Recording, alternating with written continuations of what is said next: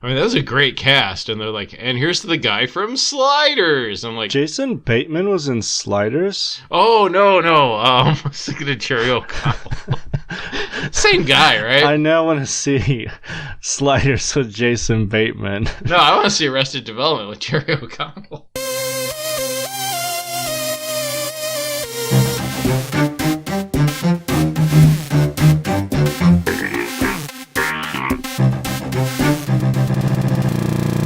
Welcome back to Cartridge Base Radio. I'm Donald, once again joined by Brad. Hello.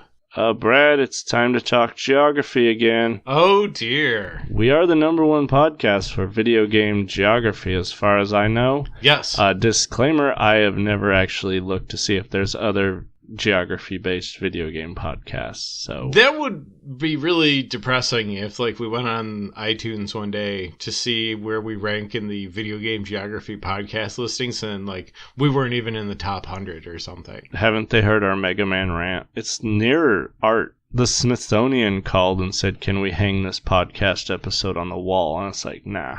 Brad, you're from the East Coast. Yeah. Have you been inside New York City? I've been there twice. Okay, I don't have very much experience with subways. Okay. The only one I've ever been on was in Los Angeles, which I didn't know they had one until someone was like, we have one, to go to E3.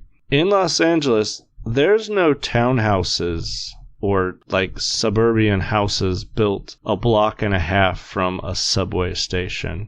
In New York, is there any suburban townhouses 2 blocks from a subway station? Not that I'm aware of. The thing about mass transportation is it's very expensive to set up, so you kind of want to try to do it in an area with a lot of population because you need to get as many people riding the subway as you can. You have limited resources, and you want to maximize the number of riders that you can serve with those resources. So they are reluctant to put subway stations in, say, a town that only has one resident. Now, does New Jersey have a subway system? The only part of New Jersey I've ever been to is the airport. Okay, because we're going to talk about Boyne's Blob. And the first thing that struck me is you're across the river from New York. Okay. Because you see New York's skyline in the background. Yeah. And the first thing you experience in this game is a subway station. You could be in Brooklyn, maybe. That's across the river from Manhattan, and you take the subway in. But the reason that I kind of doubt that is that Brooklyn has many houses. Not just one. Not just one, no. So, do you want to tell us about Boyne's Blob? Okay, A Boy and His Blob,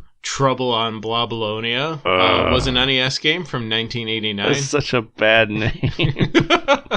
Yeah, it was published by Absolute Entertainment, which was David Crane's company. He was the guy that made Pitfall and Pitfall 2, and apparently, that had such a huge following that they felt need to, slap his name right on, the box. David Crane presents A Boy and His Blob, Trouble on Blobalonia. You just cleared up my first question I had for you is, who the hell was David Crane? So thank you. The guy at Nintendo that made Mario and other huge Nintendo franchises, they don't put his name on the box for Mario. No. No. Hideo Kojima has that going a little bit for him, but it's still not like Hideo Kojima's Metal Gear Solid, Trouble on Blobalonia. Man, that would explain why this game is like it is, if it's a Kojima game.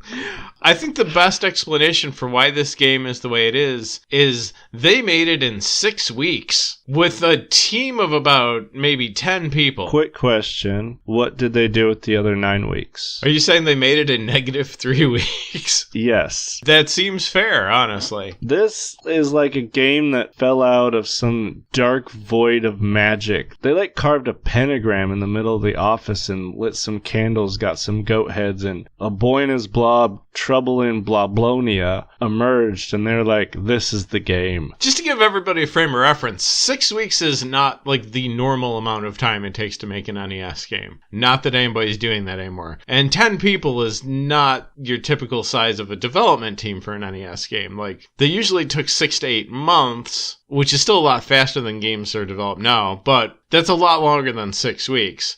Pac-Man for the Atari 2600, which is considered a disaster, and also E.T. for that same system, which is an even bigger disaster, those were 6-week games. And that's a big part of what's attributed to why they were so awful. So now you're trying to do it on a much more sophisticated system with higher standards, and the result is A Boy and His Blob, Trouble on Baloney Town. All right, so what is the big mystery we need to answer about Boy and His Blob, Trouble in blah, blah, blah? I think it's probably like, what is up with this town that the boy lives in? It's a town with one house, one store, it's a vitamin store, and then a Subway. Who decided to put a Subway station there? Who does the vitamin store, like, sell vitamins to other than the boy? Isn't that kind of a niche thing to, like, have a one-person customer base? Does the boy live by himself? Is he an orphan? So many questions. All right, so I have an idea about what is going on with this boy and his blob. This is all a government experiment, and they have discovered this new form of life, probably from the Area 51 crash. All right. And it's the blob. They have trouble communicating with it, but one of the general's sons seems to connect with it, so they build this town for them to live in so they can study them both and figure out this life form. And they get tired of just going from the house to the vitamin shop because that's literally all they built for them, and that is when they mount their heroic escape that you play in Boy and His Blob. Yes, that does make a certain amount of sense. It's certainly a lot more thought that went into the background of this game than David Crane was able to pull off in 6 weeks. Now, David Kojima crafted a game where, I don't know if you have the manual, it tells you what the jelly beans do. Yeah. I didn't have the manual, so it's complete trial and error. And every time I threw a jelly bean at the blob, I was awarded with stuff that made no sense whatsoever. The only one that made sense to me is if you throw a punch jelly bean,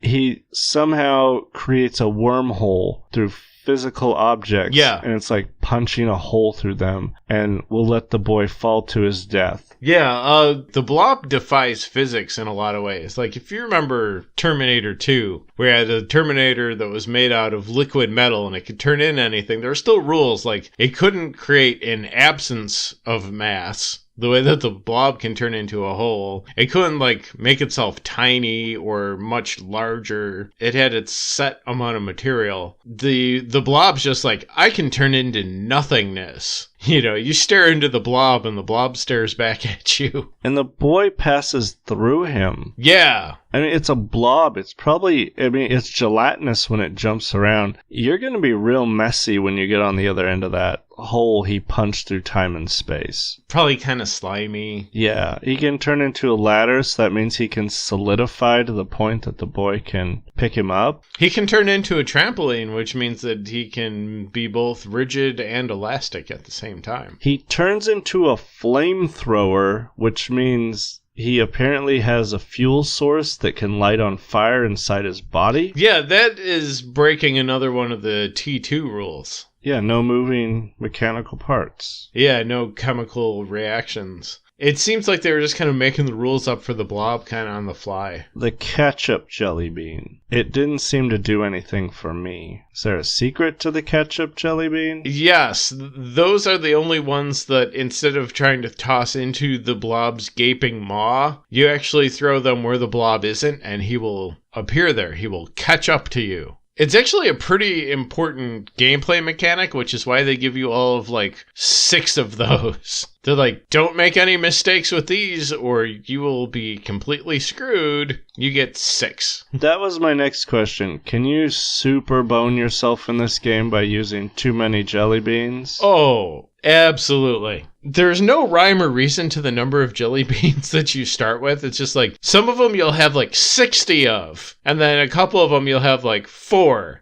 And it's so easy to accidentally not throw it right in the blob's mouth and lose one. It's really easy to hit the wrong button, and instead of summon the blob with the one button, you hit the toss a jelly bean button. Yeah, some of them are really precious, and if you use them all up, you are hosed. Is the replay of this game solely based off of complete frustration?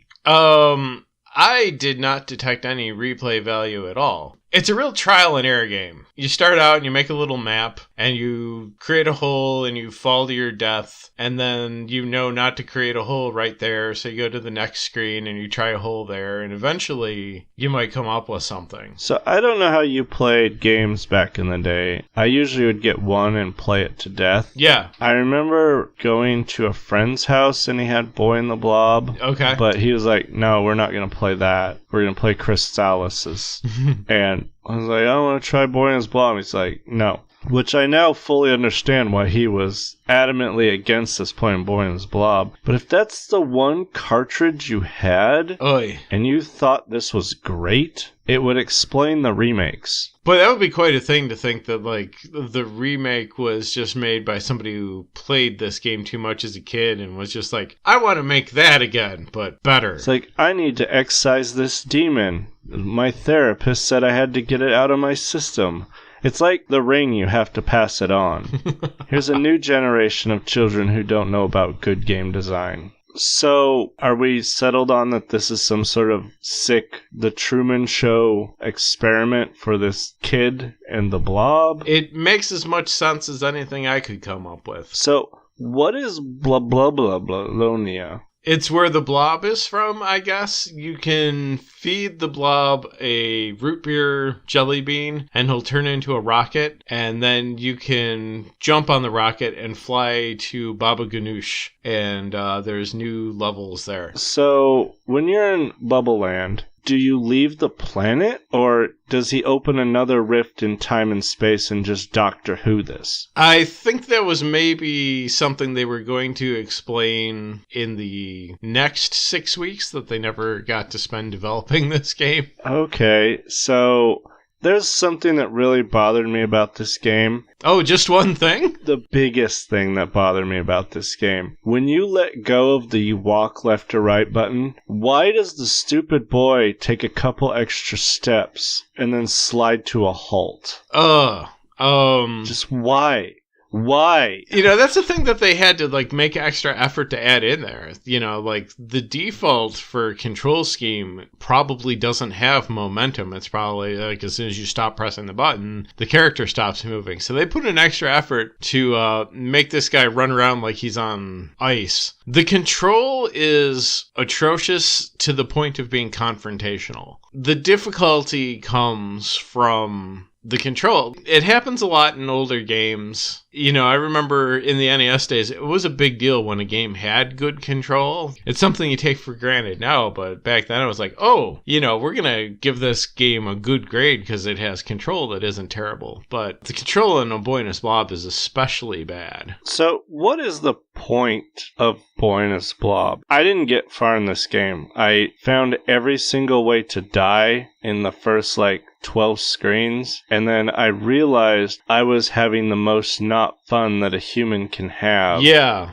Is there, a boss fight encounter mechanic in this? Because that seems like it would be a nightmare. I think boss fights were something that they were going to implement if they had had an extra couple months to make the game. One thing that I'll say about A Boy and His Blob is it's very obvious that this game was rushed. Not just because it's poor, but also it's short and it's empty. There's a lot of areas in this game that are just, there's nothing there, you know, it's just a screen with a background. There's no enemies. enemies. There's very few enemies in the game overall, and like there'll be in screens where it's just like, oh, I guess I just run across this, and you know, you expect there to be a sign in the background like add level design soon. You know, like they just didn't have time to finish making this game, but they still released it. That was nice of them. Yeah. So that we could have this conversation someday. I did get the good ending to A Boy and His Blob. That seems impossible. Well, by which I mean that I fed the blob a coconut jelly bean, which turned him into a coconut, and then I threw him off a cliff, and then I didn't have to share my jelly beans anymore. It's a pretty good ending. Yeah, I just spent the rest of the game eating jelly beans. I'd just stand there and throw jelly beans into the void, so the blob's down at the bottom eating the jelly beans, and he's so happy that the boy's feeding him jelly beans. And then the jelly beans stop, and he's just down there wondering, when will the boy come back? My relationship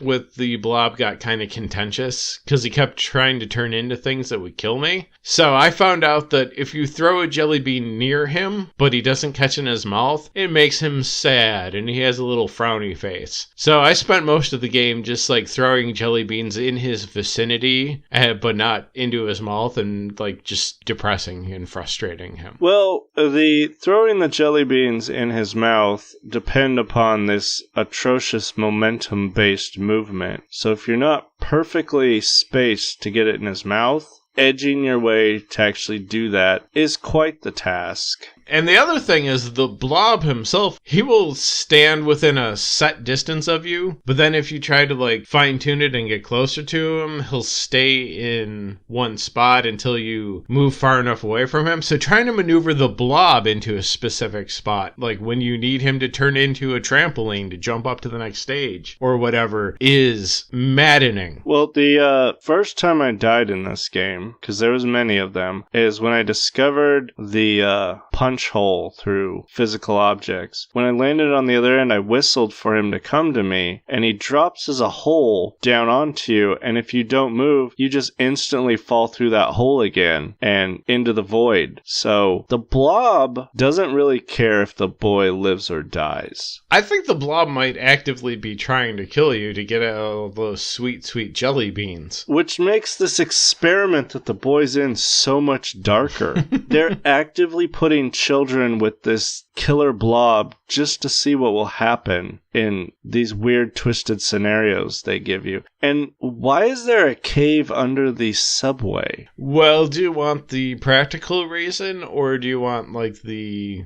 game reason? Which do you want first? I want the practical reason. The practical reason is that David Crane made this game and he made Pitfall 2, and it's pretty much just levels from Pitfall 2 because he had 6 weeks to try to make an entire game. Okay. In terms of gameplay, I guess the kid lives over a cave that they thought was a great place to put a subway station. Or, as you described it in the pre-show, the kid lives over hell. Yeah. Definite hell. But in the frame of this government experiment, yes. What is the point of this cave? What kind of test is this cave for the boy? Maybe it's to see how blobs react to hell. Like they're trying to figure out if the blob was something they could use to colonize hell to get at that sweet, sweet geothermal power that we talked about in the Doom episode. Oh. Because this is a lot more convenient since it's not on another planet. Like you could actually transport this energy back up to your empty ghost town. But wouldn't this be a test to see how he'd react so then they could send him to hell to send it back?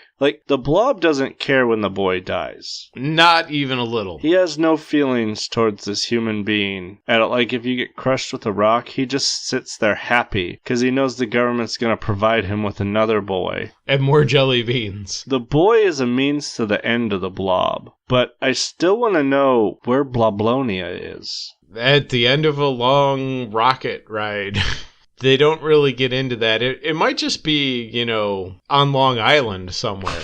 When I say that the blob turns into a rocket that you ride on, it doesn't turn into like a spaceship. Like it turns into like... It's a firework. Yeah, it's like when a cartoon draws what they consider to be a firework. It's like a little stick with a fuse and then like a cylinder with a triangle on top of it. It's one of those guys. And it does not look like it can support a boy in flight. No, I mean, you know, if you shoot off a couple of those on the 4th of July, they're landing in your neighbor's yard. You know, this isn't for international space flight. The first time the Blob did that, and they're watching on the closed circuit TV this happening, and they're like, wow, it can make a rocket.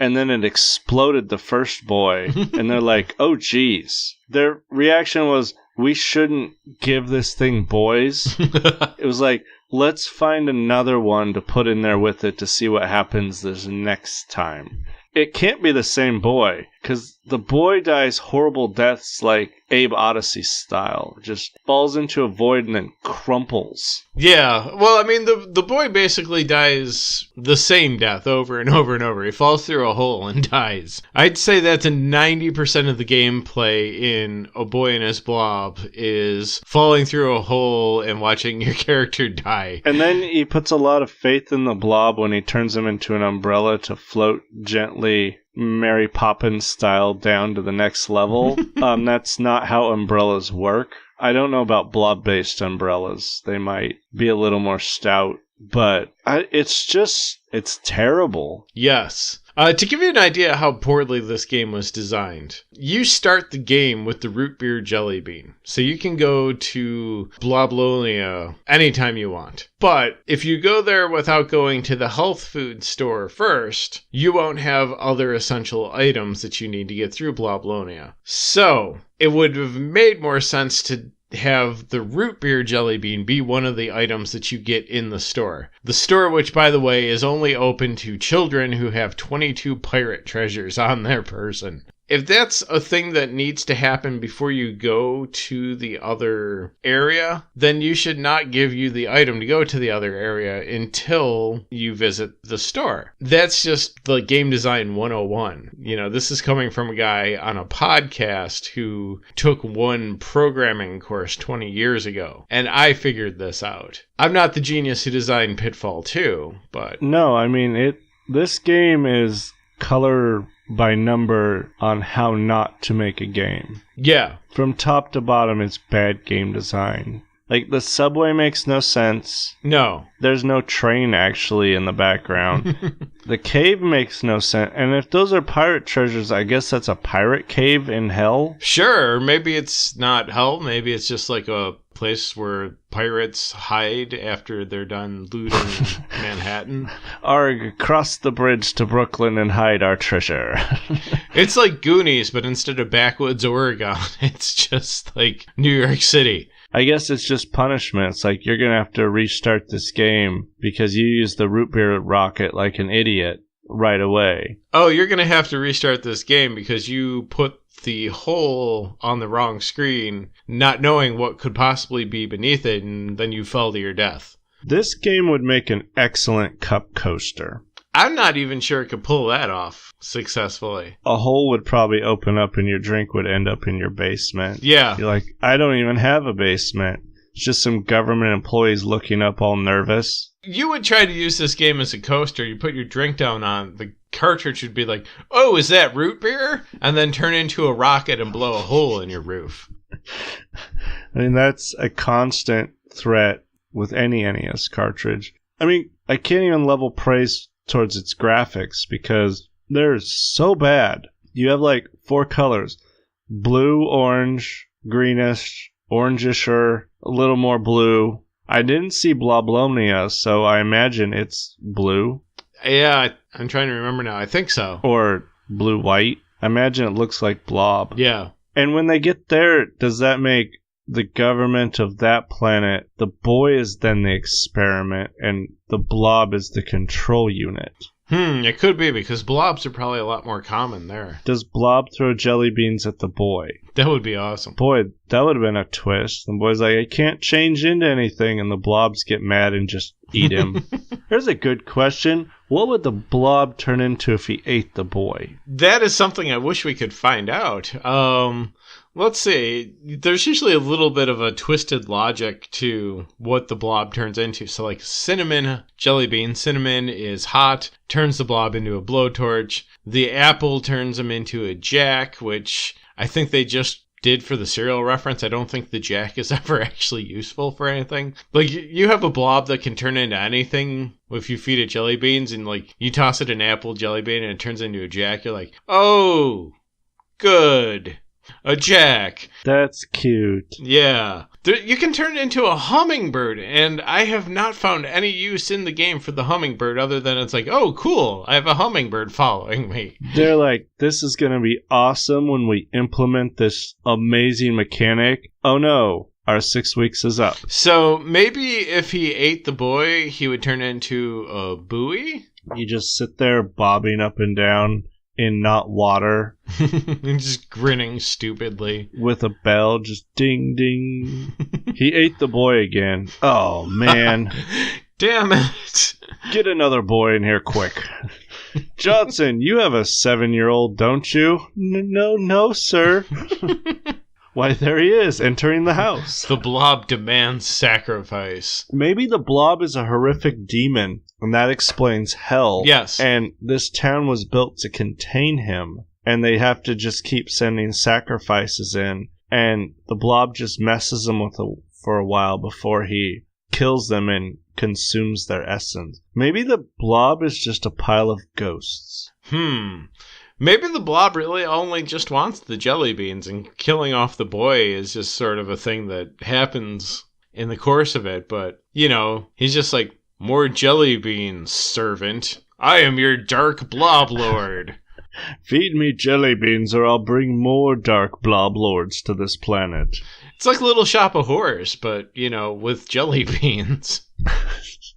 Yeah, there is zero redeeming value to this game. It's not the worst NES game I've ever played, Yonoid, but it's so close. Yeah, it's an interesting concept. It would have made a great demo. I could argue that what we got was actually a demo for a bigger concept. I would absolutely say so. Yeah, basically this was a scam that was perpetrated on NES owners. Like, they released an unfinished game and slapped it with a Nintendo seal of approval, and here you go. Here's a boy and his blob. There's not even like a conversation to be had about how this could be fixed, because I think joining ET in a hole in the ground is the best way to fix boy and his blob, and then some guy in a DeLorean wants to dig it up later. It's gonna turn into like a Star Trek 4 kind of thing where like the planet's in danger of being destroyed, and the only thing that will stop the alien is a copy of a boy and his blob. Like, you have to play the one song that plays throughout this entire game until you lose your mind, because it's only about 10 seconds long and it's not a good song. You have to play that for the alien ship or else it'll destroy the planet. Man, you just combined Star Trek and Close Encounters of the Third Kind into one genre film. Nice. Actually, I didn't know the Pitfall connection, but then you said it, and it makes perfect sense that this is from the guy who made Pitfall. Yeah. Pitfall was neat when I had it. Yeah. But I don't think I could play that game now without thinking, wow, what a trash fire. You know, it's almost as if, you know, they thought, well, we only have 6 weeks to make this game. No one played Pitfall 2. Just dump that in here, and nobody will know. Here's a barely animated bowling pin that can turn into other things. It's disturbing how it moves and how happy it is to get a jelly bean. You know, it's almost like, you know, they treat it like it's your cool pet or whatever that you're playing with, and it can turn into helpful things. But it's almost like some kind of demon, you know, like from a movie that just stalks you endlessly. You know, like it's always following you. It's like this is It Follows, but the it is a weird animated beanbag chair that you can appease with jelly beans temporarily. It stalks you and it's like, jelly bean, jelly bean, jelly bean. There needs to be an expository character who's just like, you have to feed it jelly beans. It's the only thing that will keep it from killing you briefly.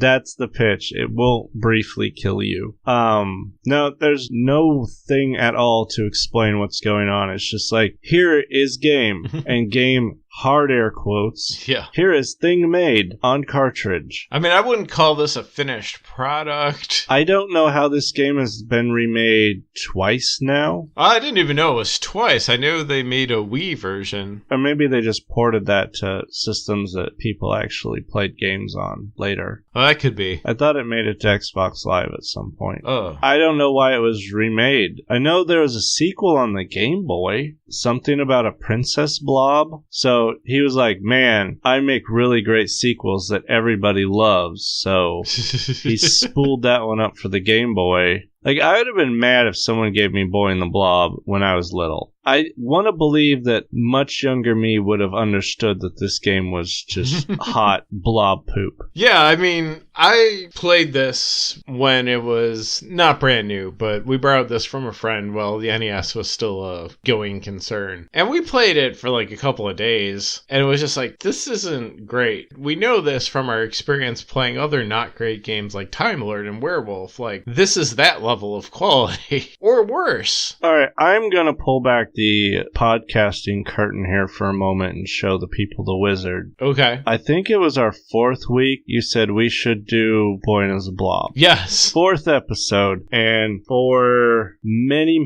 many episodes, we have just been like, we can bump Boy and the Blob. And we did this up to this point. And I wish we had just kept kicking this down the road further and further. And after the show, eventually reached the end, we're like, oh, we never did Boy and his Blob. What a missed opportunity. I wish that was the world we lived in, but here we are. We played Boy and his Blob. Yeah. Boy and his Blob for this show has been like Silverchair trying to get onto the Letterman show. Like, they're just booked week after week after week, and every time they come up, they just get bumped. They're like, our real guest ran long, so you're not going to get on again. Like, we have kicked this thing. Like, the catchphrase for planning this show might as well have been, we can punt on a Boy and his Blob for a while. It didn't make it for the first batch of episodes, and then we did the fall 97, and in between there were a couple other times that it nearly made it. It was like, Mark wants to do a show with us. I guess we'll just punt Boy and his Blob again. You didn't tell me whether you liked this or not when we went into it, and I spent a week very confused why you would say, let's play this game. I said, let's play this because I thought it was really funny that they had a town with one store that sold vitamins, one house, and a subway station over a cavern. I thought that was pretty ridiculous. I found an old review of it that I wrote, and I'd forgotten just how intensely I hated this game. Like, rereading this review, you think I'm bitter about it right now. Like, I was really upset about this game 10 years ago. Give us a highlight. Oh, man. Let's see. Once in a great while, you will only fall a short distance and actually survive. Then you'll be in the caves, where you get to blindly fall through more holes and hope for the best. Sometimes you'll land safely and get to plant another hole, and sometimes you'll fall very far and make the blob very sad. Since you can't see what's below you, it's all a matter of luck. The whole thing is kind of like a slot machine where if you win, all you get to do is play again for free, and if you lose, the casino employees get to throw you off the roof. That's beautiful. Yes, I was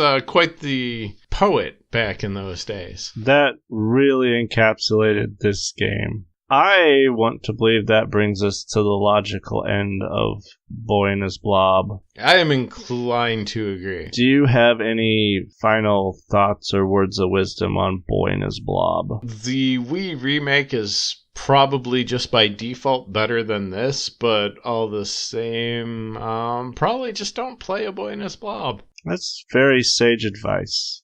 This does not get our seal of approval. No. If you want to reach us, all that information's over in the show notes. Join our Facebook, say hi on Twitter, drop us an email, whatever you want to do. If you are a person who loved Boy and his Blob, you can contact us and tell us why Yeah. Another thing that we used to talk about a little bit and we kind of haven't mentioned in a while, but if you haven't subscribed to this podcast yet, that would be a big help to us. It really helps us get known to a wider audience, gets us out there. If you could leave us a review, that would be even better. That helps tremendously. We've kind of slowed down in our growth a little bit. We're not quite over the threshold we want to be, so if you can help us out by subscribing, reviewing, telling a friend, anything to help us widen our audience, we'd be much appreciative. If you could, just a review on iTunes. You don't even have to have an iTunes account. You can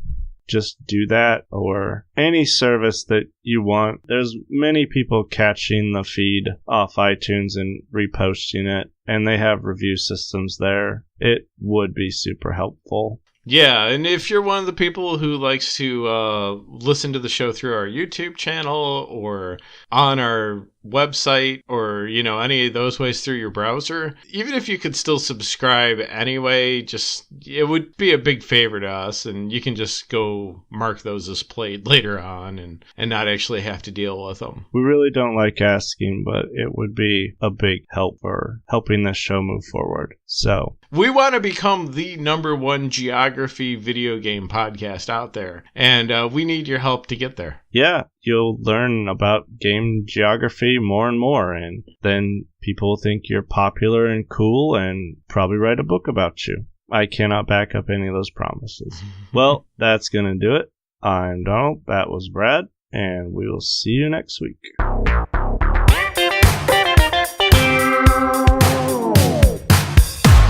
Put this episode on an USB stick and throw it in a blob.